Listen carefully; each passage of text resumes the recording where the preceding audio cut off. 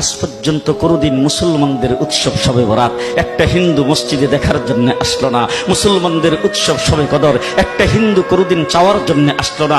মুসলমানদের উৎসব রমজান মাসের রোজা একটা হিন্দু কোনোদিন তোমার সাথে সমাজ করার জন্য রাখলো না। একটা হিন্দু কোনোদিন তোমার ঈদের নামাজে আসলো না। একটা হিন্দু কোনোদিন তোমার সাথে জুমার নামাজে অংশগ্রহণ করলো না। তোমাকে দেখার জন্য পর্যন্ত আসলো না।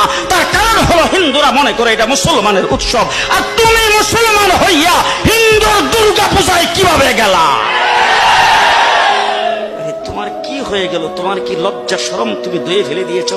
তোমার কি কোনো লজ্জা শরম নাই? লজ্জা শরম নাই? আবার কি সুন্দর বলতেছ, ধর্ম যার যার উৎসব সবাই। হাই হাই হাই, ও মুসলমান যুবকেরা ভালো করে শোনো, ধর্ম যার যার উৎসব সবার, তাইলে বিয়া যার যার বউ তো সবার। জি, বিয়ে যার যার বউ সবার, পুষ্কুনি যার যার মাস সবার, গাছ যার যার ফল সবার, ক্ষেত যার যার ফসল সবার, দোকান যার যার মাল সবার।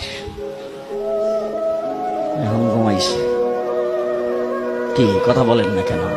তাহলে আমার দোকানের মাল যদি আমার হয়, আমার ক্ষেতের ফসল যদি আমার হয়, আমার গাছের ফল যদি আমার হয়, আমার গাছের নারিকেল যদি আমার হয়, আমি বিয়ে করলে বউ যদি আমার হয়, মুসলমান আমার পুষ্কুনির মাছ যদি আমার হয়, তাইলে ধর্ম যার উৎসব তার।